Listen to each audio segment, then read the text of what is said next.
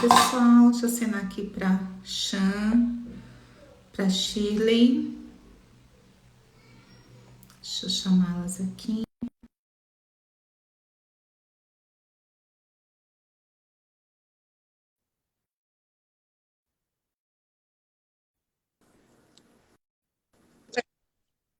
Já aceitei. Tudo bom? Shirley, tudo. Eu tô aceitando a Chan. Será que ela tá? Ah, Chegamos. Boa eu tarde. Boa tarde. eba, tá. Mais uma live aqui da Reconexão. Hoje a gente vai fazer sobre ainda, né? Não coloquei aqui sobre a live, né? Que é do filme ainda, né? As 5 pessoas que encontramos no céu, ou que podemos encontrar no céu. Gente, o Confere que foi quem que isso? tá. Pareceu uma Eu coisa tô de selecionando aqui um filtro, Ah, então tá. porque minha sala aqui é um pouco escura, não consigo ver muito aqui. Meninas, eu achei maravilhoso esse filme como todos, né? São tantas experiências boas, né? Opa, É, Shirley sumiu? acho que sim. Ela disse que ela não está A conseguindo Shirley? participar. Ué, mas ela tava aqui. É, Eu tô muito branca, né? Deixa eu ver se uma. Ah, essa tá linda. oi, Su. Vamos Sim. ver se ela entra de Então, novo. Sonia, achei assim, história linda, né, do filme. Muito comovente, toca muito, faz a gente se olhar muito, né, na questão de se perdoar, de perdoar ao outro, de deixar as coisas irem, né, não se apegar tanto a pequenas coisas, que a gente às vezes vai levando uma vida inteira com aquilo. E o filme vai mostrando bastante pra gente. Nossa Senhora, eu vou achar um, juro que eu vou achar um aqui, peraí. E vai mostrando pra gente tanta coisa linda, né, nesse sentido de se auto-olhar mesmo. Voltei pra lá, tô ficando linda. O pele de bebê, que tal? Pele de bebê? Não, não tem pele de bebê. Chile, acho que não volta, vai ficar assim mesmo. Tá escurinho, mas fica assim mesmo. Tá escuro, né? É, entrar de novo, aí eu vejo se eu consigo colocá-la aqui. Mas eu sei que a Su que está aqui assistiu, Su, pode colocar sua colocação também. E o interessante, né, que acontece nesse filme é que ele passa uma vida inteira achando que ele está errado, que ele não se realizou, que ele deveria ter ficado em outro lugar, que Exato, que foi culpa do pai dele, que ele perdeu a vida dele, porque ele ficou onde ele nem gostaria de ter ficado, né? O Shirley pede para participar de novo, não está aparecendo aqui o clique, não aparece você. e quanto a gente acha que a gente está no lugar errado, né, Sônia? E tá tudo certo como está, né? Certo? Como está. E ele vai descobrindo isso, o legal é nesses encontros, e tem vários filmes que retratam isso, ah, e essa com quem que a gente se depara, né? Porque a gente não sabe que a gente não morreu, mas a gente pode fazer a viagem astral, a gente pode fazer uma atividade que nos leve a perceber certas coisas, não, e não precisa ser só no momento da morte. É o que a gente tenta fazer, né? Porque ali, claro, né, ele foi acolhido, tudo, mas o quanto que a gente pode fazer agora, no aqui e agora, porque essa arte, os filmes ajudam a gente a refletir sobre a nossa vida, né? Às vezes a gente acha que nós estamos tão desconectados, que a gente não faz parte, que a gente não é reconhecido, e aí que a gente está no lugar errado, que a gente não deveria estar ali. E, na verdade, a gente está onde precisamos estar. Não cai uma folha do céu, da árvore, sem que Deus permita, né? Então, nada acontece por acaso, tudo é a nosso favor. Se a gente precisar estar 80 anos num lugar, a gente vai ficar, porque é ali que ainda tem coisas para resolver. Então, quanto mais a gente entra numa aceitação, é melhor para a gente. Shirley ainda não aparece. Deixa eu vou pedir para você ir O falando, ver se Tilei eu tenta consigo colocar aqui a sair do Shirley. Instagram e aí volta de novo. Às vezes também isso ajuda a retornar, a aceitar. Clicando aqui, ó, não tem como te colocar. Tá dizendo que você já está na live, porque a gente está vendo você aqui, a gente está vendo o seu rosto aqui na live. Fechou a câmera, Shirley? Não. Ô, Shirley, entra como Shirley, de repente, ao invés do Vec, no outro Instagram que você tem, né? Às vezes pode ser que dê certo o som. Achei. Ela mandou outro, pediu para participar. Então, quem Oi, eu assistiu e quiser fiz o que você colocar falou, Xan. Eu tudo e voltei. Não sei o que É aconteceu. assim. Já Funcionou. passei por Obrigada isso. pela É dica. assim. Ai, ai, a gente vai ser. Pode falar. Desculpa. Tá. Não queria cortar a fala de ninguém. Eu entrei entrando assim.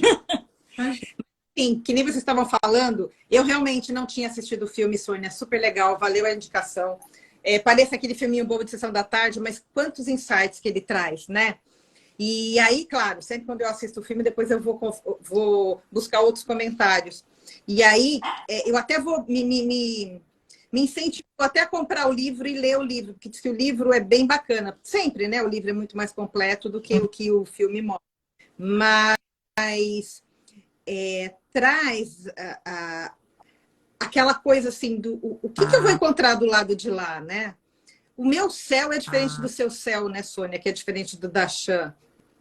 Agora, fazendo um apanhado dessa história toda do filme, para mim, assim, vem muito o seguinte, eu acho que as 5, 6 coisas ou pessoas que a gente encontra do lado de lá, eu acho que a primeira pessoa que a gente encontra somos nós mesmos, né? É assim, quem somos de fato. Claro que depende muito do nosso nível de maturidade mesmo, espiritual. Mas eu acho que o nosso primeiro contato é com quem somos de fato. E o filme mostra claramente que aquelas 5 pessoas que ele vai encontrando, vai mostrar para ele, primeiro, que a vida dele não foi em vão, que a vida dele não era aquela coisa inútil que ele achava que era. E depois foi mostrando para ele o quão essencial, o quão especial ele era.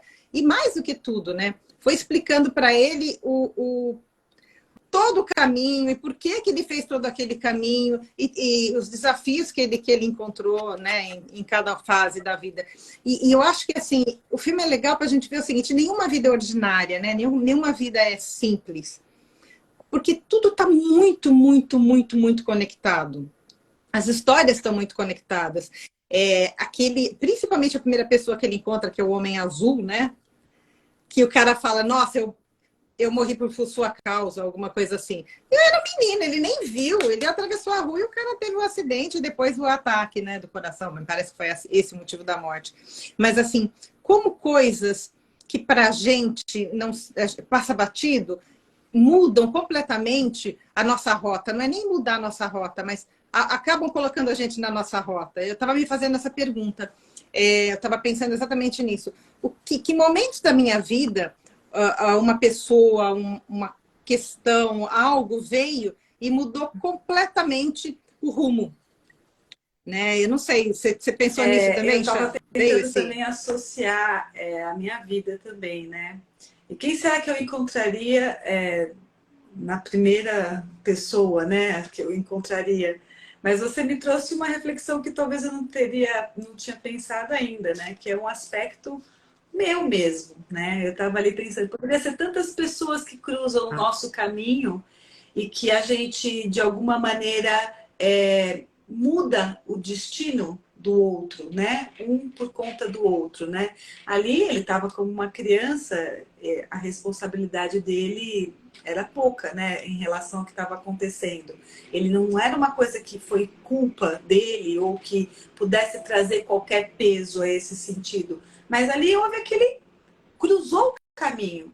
E quantas pessoas na minha vida, eu pensei nesse momento que cruzaram o meu caminho e que por alguma fala, alguma ação, né, alguma atitude, eu não impactuei na vida dela, pro bem ou pro mal, pro positivo, pro negativo, né, como a gente quiser colocar isso, né?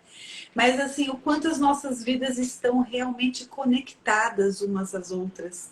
E aí isso vai trazendo o porquê, né, que você vai se conectando às pessoas cada vez mais. Então, de repente, os medos tão intensos para mim, assim, ele foi com todos os medos da vida dele para o céu, né? Então, naquele momento, assim, eram muitos medos, né? Ele estava paralisado por muitas coisas e até mesmo o momento do medo de morrer, né? Aquele momento que ele falou, tá mudo, achei muito interessante, né? Ele ficar mudo para poder ouvir mais, porque você quer ficar perguntando onde eu tô, por que eu tô, porque não sei o que. A gente sai disparando e, na verdade, é ouvir, né? Acolher, perceber o que estava acontecendo. E aí aqueles medos, eles vão aos poucos. Teve uma hora que ele quis sair correndo, eu morri de rir aquela hora, tipo assim, não, eu não quero tudo isso, tchau, tchau, tchau, não quero olhar para minha vida. Não, querido, o céu é seu, você vai ter que olhar aí para a sua história de vida, né? E aí me trouxe essas reflexões de quantas pessoas realmente já passaram na minha vida, nessas escolhas diretas e indiretas, e o quanto eu também passei, né? Outras pessoas passaram por mim e eu também mudei por conta dessas pessoas que falaram uma frase, que deram um toque, né? Às vezes um sorriso. Né? Na época que eu estava com câncer, que eu andava de ônibus, de metrô para cima e para baixo, ficou muito essa imagem. Né? Às vezes eu teve uma pessoa que ela olhou para mim, mas ela abriu um sorriso tão grande, tipo assim, foi tão acolhedor aquele sorriso dela, que eu me senti quase que abraçada por ela. E aquilo ficou na minha memória assim de um acolhimento. Quem é? Não sei.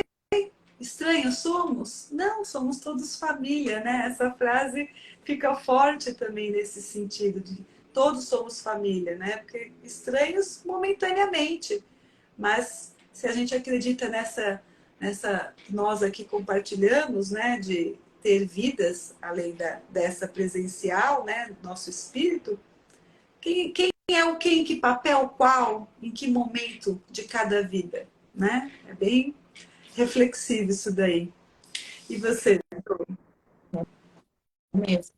E você falou, né, dessa questão, a gente, a Shirley, né, nós encontramos nós mesmos, e ali ele pôde, através do outro também, começar a repensar os seus atos. Não é porque ele era criança que ele atravessou a rua sem olhar, que aquilo não virou uma consequência. É que um autor sempre fala, né? Se a gente quebra o vaso chinês sabendo ou não, é problema nosso. E aquilo a gente vai ter que consertar de alguma maneira, vai ter que dar um cheque, né? Então, a gente nunca é pequenininho, a gente nunca não é responsável por tudo que acontece ao nosso redor. A gente é. Então, se a gente sabe disso, a gente anda com muito mais cuidado, a gente faz. E aí eu fiquei analisando isso, sabe? Às vezes em que uma vez uma pessoa ficou tão apavorada, porque eu atravessei a rua, ela freou em cima de mim, a culpa era minha, né? E o quanto que isso mexeu com essa pessoa que pode, sei lá, até não ter. E se ela decidiu não dirigir mais por conta de mim? Tá na minha conta, né? A gente não é esses. Às vezes a pessoa começa a se espiritualizar e acha que tudo tá perdoado. E perdão tá, vou assumir as causas e me doar como antes do acontecido. Para eu me doar como antes do acontecido, eu tenho que resolver aquilo, né? Quando se fala de karma, de causa e efeito, é isso. Eu inspirei o ar, eu vou ter que soltar. Não dá para ficar com o ar preso. Eu eu andei pelo mundo me causando, né? Eu tenho que receber isso. E às vezes a pessoa, e não é culpa, não é, eu estou pagando os meus pecados. Não, é só inspirei e estou recebendo. Então, às vezes a pessoa está passando por uma situação e se, inspirar fundo, se ela for lá meditar e falar com ela mesma, vem uma cena na cabeça dela. E ela solta essa energia. Ela sai do vitimismo. Ninguém é vítima de nada. Ah, mas aconteceu tal coisa, tá? Você está dentro lá da vida da pessoa, você está dentro do espírito lá da pessoa para saber, então ninguém é vítima de nada. Então, a gente está a todo momento revendo o que a gente fez. E essas 5 pessoas, né, que ele encontra, e eu achei tão interessante daquela menininha, a última, que morreu queimada, né? Porque é uma cena emocionante, estou dando spoiler aqui para quem não assistiu, porque ela fala, me lava, né? Que é muito legal. E aí ele fazendo, né? E assim, ele sabia que tinha alguém ali, as pessoas pediam para ele não fazer aquilo, né? Que foi uma cena que ele viveu na guerra, e guerra é guerra, né? Mas ele fez um a mais, né? Para quem assistiu sabe o que eu estou falando, para quem não assistiu, assista. E ele, só que no meio do que ele está fazendo ali, ele meio que se arrepende, né, do que ele está fazendo, e ele acaba, depois ele descobre, uma dessas 5 pessoas foi essa criança que ele matou queimada, que era um lugar seguro para ela, né, que a mãe dela falou, e não foi. Então, isso também foi para conta dele. E quando ela fala, você deveria sim ficar no parque, né? Porque era lá que você podia dar segurança. Era a segurança dela que ele tirou, né? Interpretação minha, tá, gente? E aí ele ficou naquele parque trazendo. Ele não teve filhos, ele ficou trabalhando para a segurança de milhões de crianças que brincavam naquele parque, e ao mesmo tempo ele achando que ali não era o lugar dele, né? Que ele deveria estar em outro lugar, e culpando muito o pai dele, porque ele foi humilhado, porque o pai dele batia muito nele. E essa cena do pai também me chamou muita atenção. O pai dele continuou dentro de uma casca, né? Dentro de um lugar interno ali que a gente não sabe. Eu não entendi muito bem aquele lugar ali que ele estava, mas parecia que era um lugar de muito sofrimento que o pai ficou e não conseguia sair. Não sei o que vocês viram nisso, né, Sheila?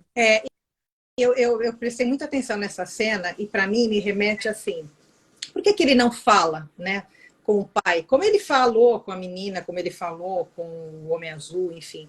Primeiro, para mim tem uma leitura muito de que assim, talvez o pai também não estivesse pronto, né, para isso. Parece que o pai ficou preso naquele momento, dentro das mágoas dele, do sofrimento dele, dos rancores dele, ele ficou preso naquilo. Então, talvez ele realmente não estivesse pronto para falar com a consciência do filho. Agora, ali para mim foi muito forte a questão do filho perdoar, né? Assim, ele precisava olhar, inclusive entender por que o pai dele morreu, né? O pai dele acaba com tuberculose, né? Mas por quê? Porque ele foi defender a mãe de um abuso sexual de um amigo, enfim.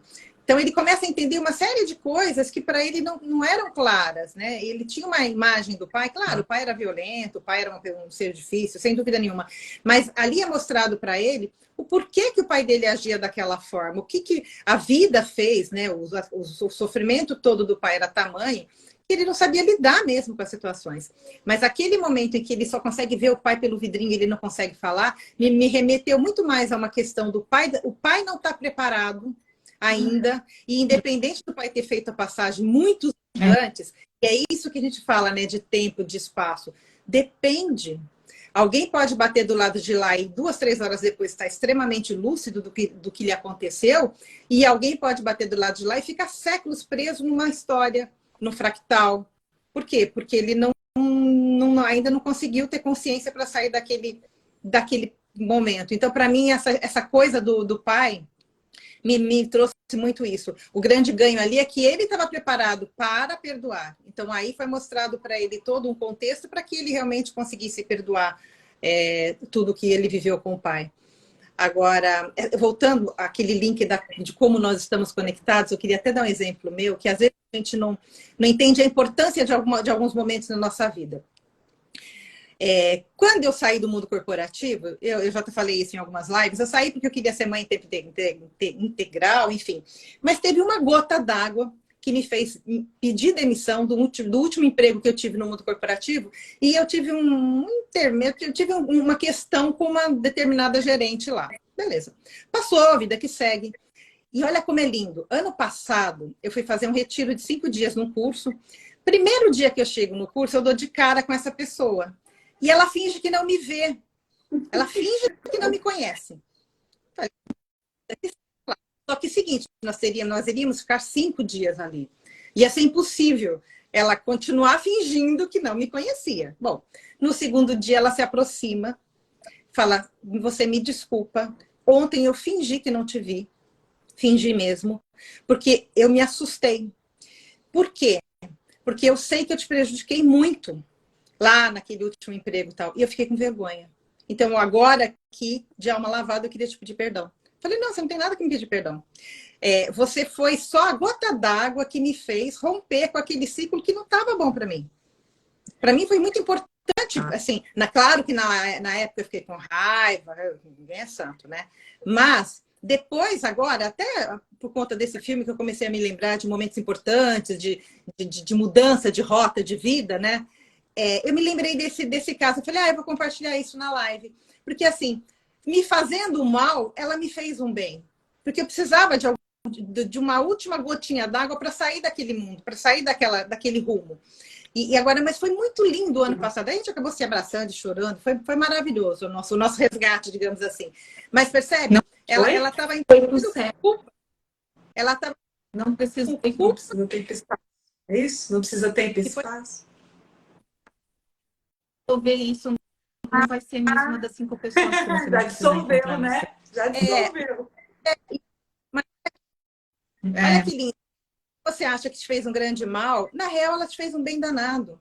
Então, como é importante a gente revisitar algumas situações, revisitar mesmo algumas situações que doeram, para botar no papel e falar, será que realmente foi tão ruim assim? Ou será que aquela pessoa que me causou aquele mal não me trouxe, não me botou no rumo certo e eu estava me desviando, digamos assim? Foi muito, para mim, isso assim foi muito significativo. Eu queria compartilhar aqui com vocês para trazer mais essa reflexão mesmo, né, Chan? Assim, ele também ficou preso sobre a morte do pai, como se apenas o pai fosse o culpado. Ele é o Ed, que é, né, o papel principal.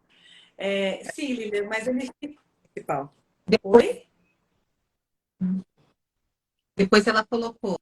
Sim, ele entendeu. Mas ao meu ver, né, para mim trouxe muita reflexão de que ele já trazia, né, essa dor de culpar ele, porque ele tinha muita raiva de nunca ter sido visto pelo pai, né? Então é mostrado cenas no filme, né? O pai austero, quando a própria vez que ele tá aí, é aniversário dele e ele vai pro enterro, ele não sabia quem ele é, para quem era o enterro, era a pessoa que ele tinha ali impactuado num novo percurso da morte, né?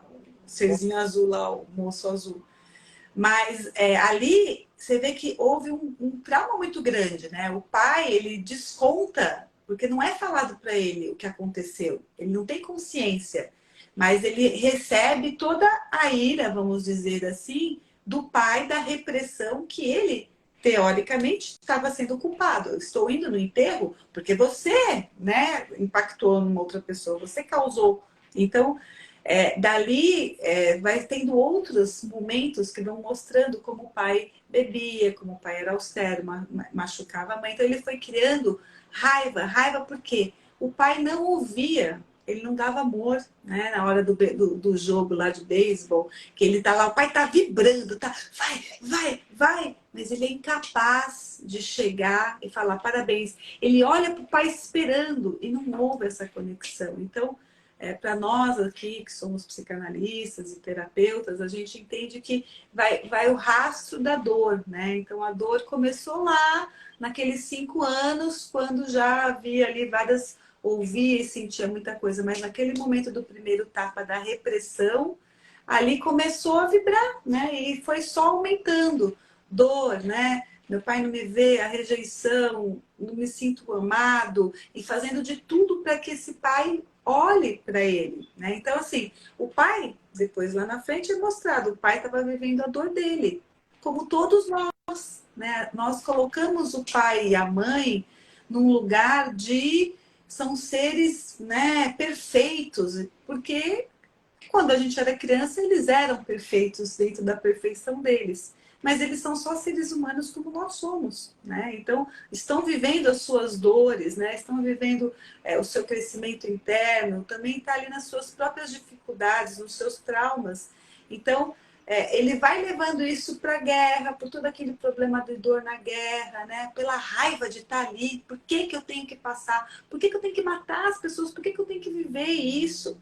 Né, no campo lá de que eles são presos, né, muito triste. E ele vai desenvolvendo sempre aquela coisa solidária, que era o que trazia a força para ele viver, né? Ele olhava para o ser humano e ele nunca observou isso. Ele falou tantas vezes: eu me sinto um fracassado. Meu Deus, quantas pessoas ele ajudou, quantas pessoas ele foi solidário ali no meio da dor e ele não conseguia ver o quanto ele fazia de bem para o outro. Por quê? Porque ele estava preso na raiva, ele estava preso na dor de não ser visto, de não ser aceito, de não ser amado. Volta da guerra, todo mundo lá, o pai olha de canto do olho, incapaz de falar filho. Então, são coisas que foram cada vez mais aumentando. E onde ele encontrou o amor? Com a esposa, né? Com a mulher que amava. Ela ensinou ele maneiras de trabalhar um pouco essa raiva, de diluindo. Mas a gente viu que quando ele foi para o céu, não tinha diluído. Estava lá, que é o que a gente sempre fala, né? Olhar, conhecer, se autoconhecer, porque é isso, a gente acha que está resolvido. E aí, a hora que você começa a olhar um pouquinho mais, você vê que não está tão bem resolvido assim. Né? Então, assim, para mim, esse lado assim da raiva que ele carregava e quanto foi difícil para ele chegar na frente do pai. Né? Ele precisou saber de toda a história do que era aquele parque de diversão, como foi construído com amor aquele parque de diversão. Eu fiquei encantada, né? Porque a pessoa fez com muito amor, né? Para a pessoa que amava, trouxe tudo do bom e do melhor, para trazer felicidade, porque ela se sentia feliz em ver. Então, assim, vinha de uma base feliz, mas naquele trauma, naquele momento que houve o fogo, né? Em que o pai dele, inclusive, ficou doente, morreu depois em seguida, e o dono mesmo do próprio local lá também foi, ali já foi cortado, né? Vendeu para uma outra pessoa, visão comercial, mas quem estava lá? Quem já desde aquele início, pai para filho, estava passando toda aquela geração de amor, né? De história do local, da cidade, que todos ali estão unidos, né? Ninguém está ali à toa, naquela cidade à toa, com aquelas pessoas à toa. Né? Então, a hora que ele está ali na frente do pai, que ele consegue entender tudo isso, e a dor do pai, da existência, está ali na frente, naquele momento, assim, para mim, veio muito assim, não importa se ele me perdoa, porque o que importa agora sou eu.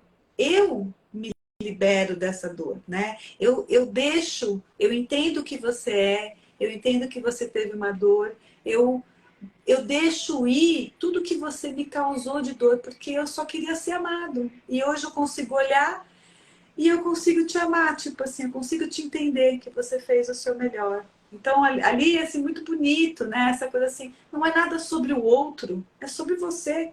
Então, a hora que ele conseguiu entender que ele tinha a possibilidade de soltar e perdoar, ele consegue seguir, né? Ele consegue seguir aliviado. Ele até falou algumas vezes uma frase que eu não sei se eu anotei aqui, que foi assim bem, é como assim, deixa aí, né? Solta. Ele foi sentindo que foi desprendendo dele toda aquela mágoa, toda aquela dor, todo aquele peso da raiva, do sentimento que ele carregava. Porque senão ele não podia avançar, né? Ele não podia conseguir avançar dentro do próprio céu dele, dentro do próprio construção mental dele. Né? Também traz essa visão também pra gente, né? E você? Sim. E você falou, né, dele ficar preso com o pai, e não só preso, né? Aquilo que nós trabalhamos muito na terapia, né? Essa sensação de falta de apoio. Ah, eu não fiz porque eu não tive apoio. da minha mãe, eu não tenho apoio do meu pai, eu não tive apoio do meu marido, do meu parceiro, eu não tenho apoio dos meus filhos. É sempre a busca Eu é, ponho isso. pela É. sempre a busca pelo por esse apoio. Só que o que é apoio, gente? Né? Quando eu não estou andando com as minhas duas pernas bem, eu não preciso de uma muleta, né?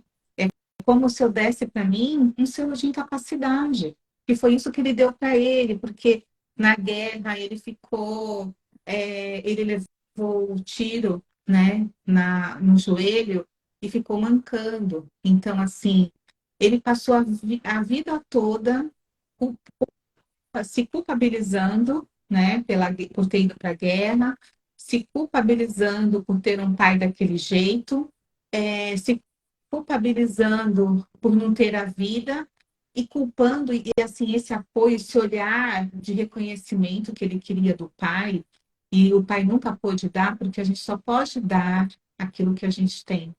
E o pai dele não tinha isso. Muitos pais de antigamente, gente, se hoje é difícil ter pais mais conscientes, imagina numa época em que se olhava a criança como um adulto pequenininho.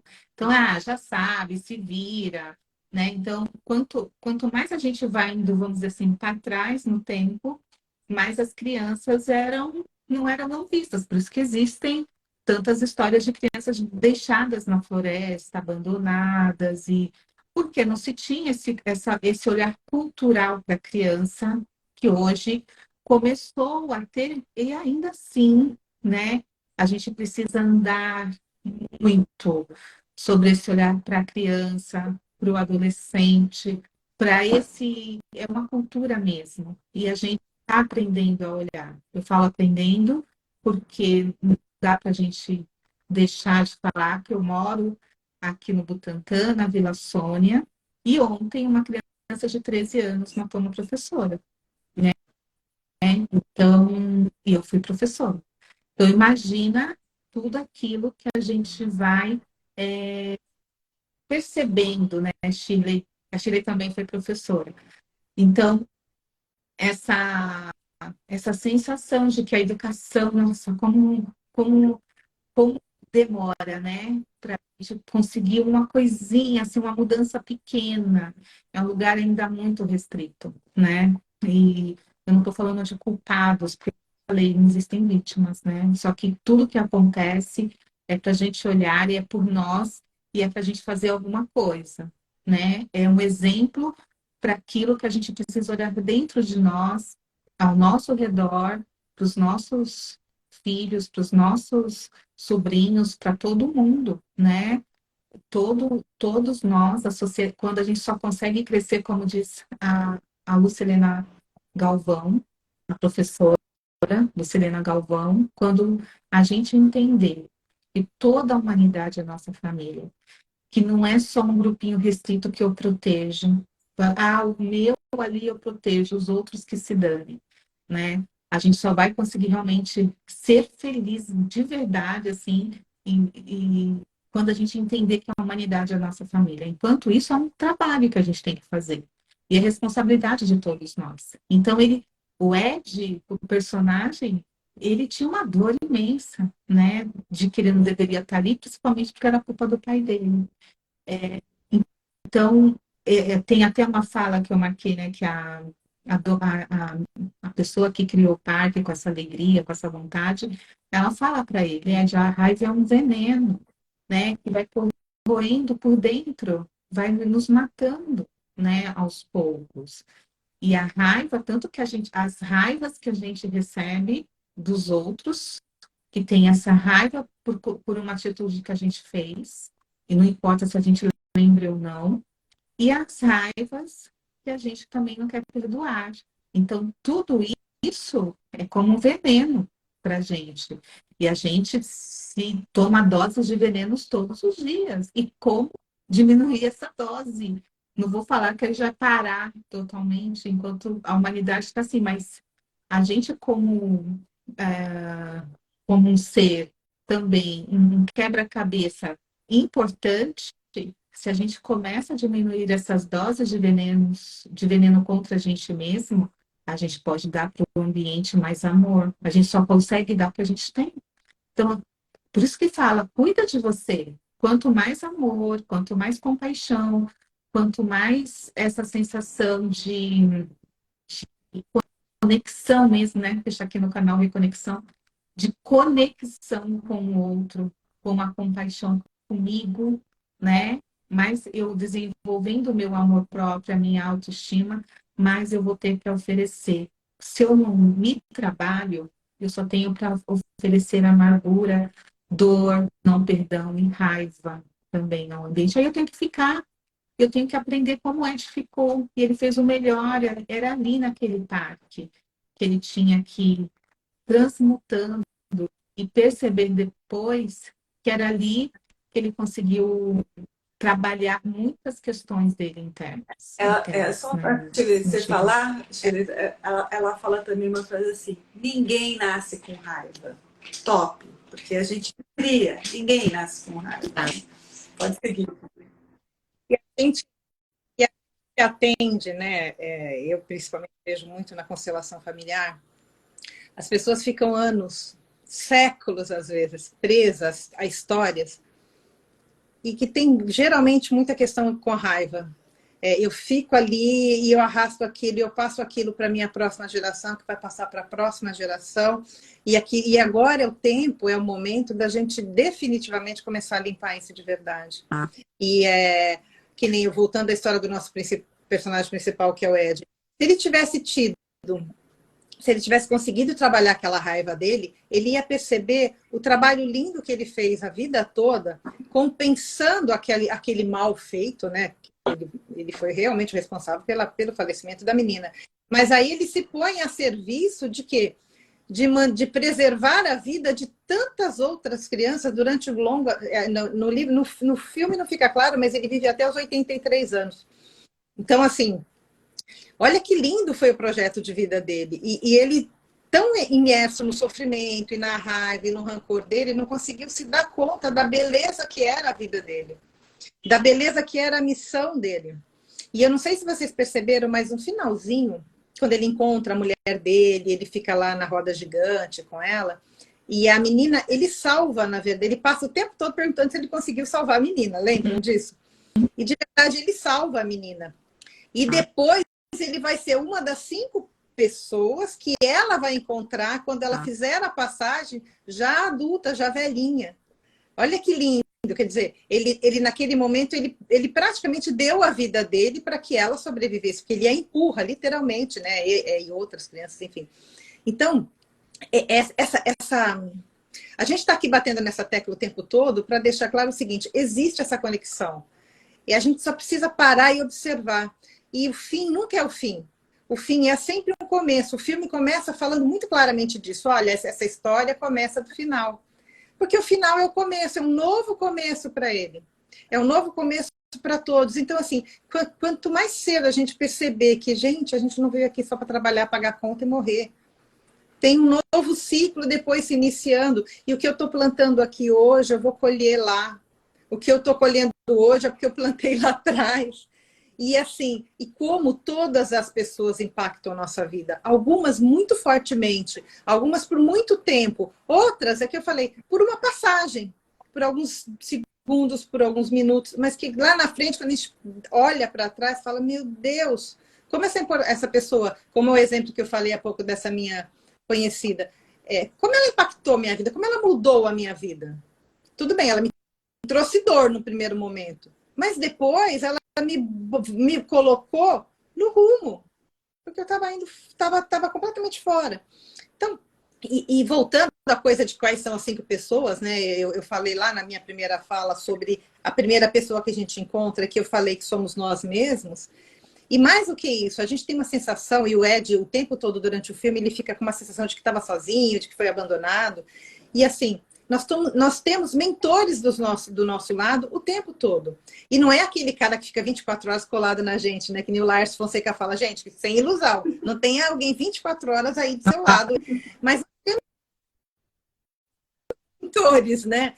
E nós temos mentores que vão mudando, a gente percebe, por exemplo, quando a gente começa a refinar um pouco mais essa nossa sensibilidade, a gente começa a perceber as presenças que estão do nosso lado, até dependendo do trabalho que a gente está fazendo, das coisas que a gente se propõe a fazer. Então, assim, nós nunca estamos sozinhos. Então, para mim, a primeira pessoa que a gente encontra lá somos nós mesmos, a segunda, com certeza, os nossos mentores, e aí depois vai vir algum parente, alguma pessoa que foi muito importante, que de repente vai nos ajudar ali naqueles primeiros momentos. Mas assim, não é igual para ninguém, de forma alguma, porque depende muito do seu nível de clareza, né? De quem você é. Então, quanto mais tranquilo a gente conseguir colocar quanto mais a gente conseguir ter clareza mesmo de quem somos, o que nós estamos fazendo, mais fácil vai ser esse recomeço quando a gente passa para lá. Né, eu também acho assim também, Shirley, o amor faz toda a diferença. Então, no caso dele, ela foi a quarta pessoa, a esposa que veio. Por quê? Porque ele já tinha olhado para a raiva, ele já tinha olhado para a culpa, ele já tinha olhado para o quanto um é importante, como essa engrenagem de um impactua no outro, né? Na guerra também vai sendo mostrado para ele, ele já foi entendendo. E aí ele recebe a pessoa que mais amou ele, né? E ele também amou, né? E aí o quanto o amor é transformador, porque ele se casando com ela, ele tinha sonhos, ele tinha pesadelos, ele ficou se achando inútil por causa do joelho, né? Ele não conseguia ver a beleza da vida, as coisas boas que a vida tinha. Ele só conseguia ver o amor dela. Só que o amor dela ensinou ele muito tempo, durante muitas coisas, o quanto era importante, né? Você ser feliz, você se divertir, você cuidar de outras pessoas. Eles não tiveram filhos, mas eles cuidavam das crianças do parque. E tem uma fala que acho que até que ela fala, que é importante, o quanto é importante estar ali cuidando de cada criança, de cada um que passou ali. Então ele, mesmo não tendo a consciência que ele estava recebendo amor e doando, ele estava, né? Ele estava se alimentando desse amor dela, mas ele também estava se alimentando a ele, né? Aos poucos. Só que ele não conseguia abrir os olhos para isso. Então ele precisou que lá no céu ela fosse uma pessoa que trouxesse esse olhar da importância que um teve para o outro. Não foi só. Ele achava até que ele não tinha sido nada para ela. Imagina, né? Como é que pode alguém achar? Ele se colocava num patamar assim tão inferior, tão inferior, tão inferior, porque ele não aceitava a vida como ela estava se apresentando. Ele sempre achava que ele tinha que estar em outro lugar, fazendo outra coisa, e nunca percebeu a beleza de estar aonde você tem que estar, né? Com as pessoas que você tem que estar. E receber e dar amor numa intensidade natural, bonita, porque todo mundo tem, né? Esse receber, esse dar amor. Então, olha ali quando eles faziam um brinquedinho bobo para uma criança, a criança fazia ela feliz, fazia ela sorrir, saía correndo. E cada cuidado que ele tinha, detalhado com o parque, quantas vidas que ele estava dando o amor dele por essas vidas, né? Ele estava doando o seu amor, fazendo o que lhe cabia numa essencialidade do que ele podia, do amor que ele podia. Então, estamos nos papéis que temos que estar. Então, façamos isso com amor, né? Estejamos ali íntegros naquilo que a gente está fazendo, porque se você está dando o seu melhor, o melhor também vai chegar aos outros, né? Nessa rede gigantesca de amor. E quando ele consegue, na quinta pessoa, que é a menina que faz ele limpar, me chamou muita atenção também, não sei para vocês, a hora que ela pega na mão dele e puxa ele para a água, né? Mergulha ele na água. Ali é como se ele tivesse conseguido com sucesso entender, purificar essas dores dele, né? Ele com ele mesmo. Tanto que vai aparecendo cena dele em várias etapas da vida dele, que foram as etapas que foram sendo curadas por ele. Porque ele olhou, ele reconheceu, ele entendeu, né? Ele está ressignificando nele. E ali quando ele chega de volta no parque, que ele vai, cada pessoa que ele tocou na vida, pelo bem que ele fez, mesmo sem saber, né, que estão ali sorrindo, recebendo ele.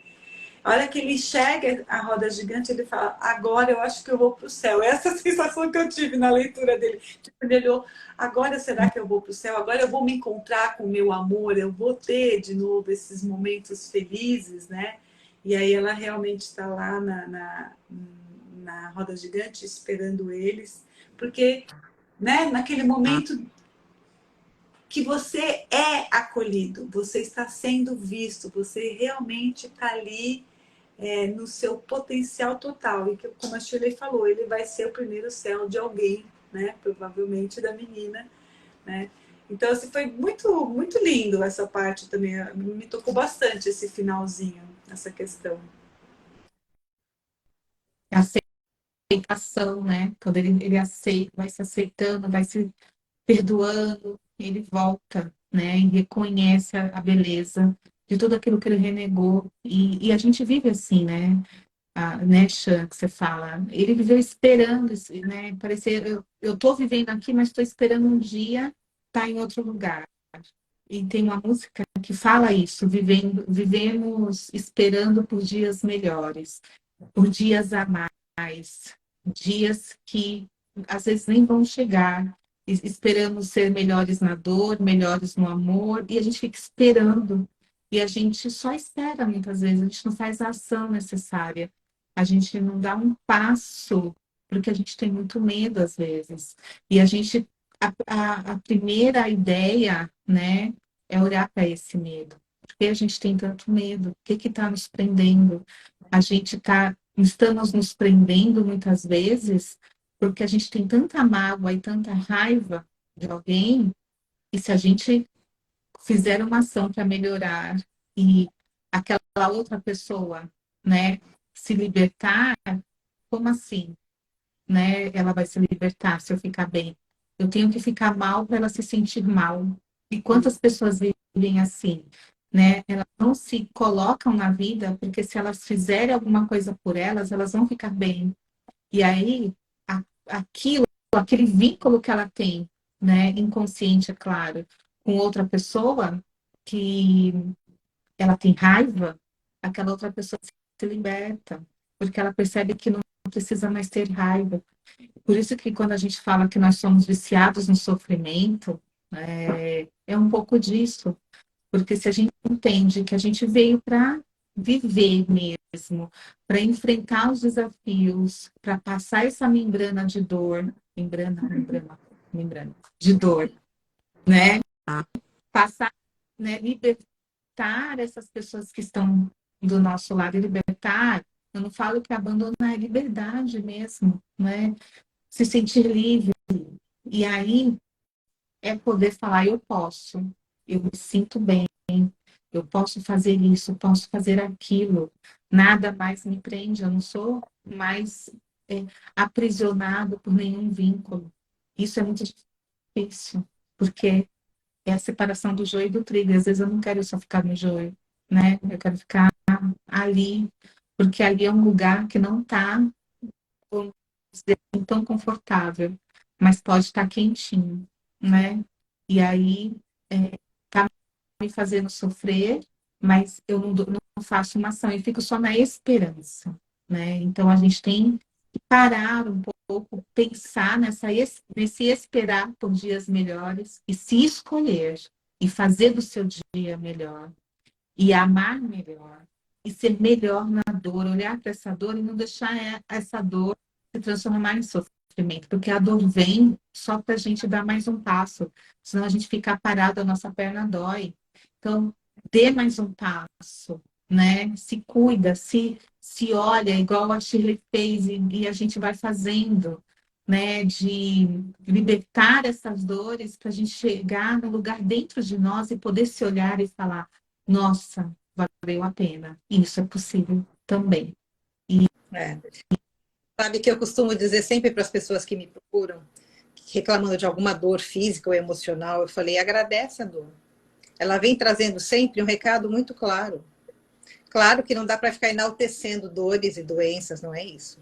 Mas é entender claramente que assim, toda dor, qualquer, física, emocional, mental. Ela está trazendo um recado claro do que você precisa mudar na tua vida. Que, por exemplo, sei lá, uma coisa boba, uma dor no joelho. Por que que você está parada? Por que que você não está conseguindo dar o próximo passo? O que que te travou? E por aí vai, né, meninas? E por aí vai. A gente está chegando ao finalzinho, né? Quer falar, Sô? O que você ia falar? Vai falar na semana que vem, a gente vai começar a falando dessas dores que vão aparecendo como sinais em nossas vidas, né? E às vezes a gente não escuta. Então, começar a escutar é um momento também de cura. A Silvia fala, escutar vocês também é parte do meu autocuidado. Obrigada, Silvia. Beijo. Então, a semana que vem a gente vai falar sobre essas dores que aparecem, né? Que nada é por acaso, e que a gente pode ter um olhar, não é deixar a medicina de lado, porque Claro que é físico, mas a gente pode olhar também do quem está enviando tudo isso, que é o corpo energético, mental, espiritual. Então, a gente espera vocês na próxima terça-feira com uma nova série de lives correlacionadas com a antena, que é o nosso corpo, e o que, que ela está transmitindo e como que a gente pode observar esses sinais e fazer uma ação em relação ao corpo, ter mais consciência e libertação. Então, beijo, obrigada, gente, por tudo. A semana que vem, nos siga lá no YouTube, Reconexão Essência, a live vai ficar lá. E quem quiser entrar para o grupo do WhatsApp, é só entrar na bio, que tem um link, e vocês são direcionados diretos lá para o WhatsApp. Então, beijo, meninas, e até semana que vem. é.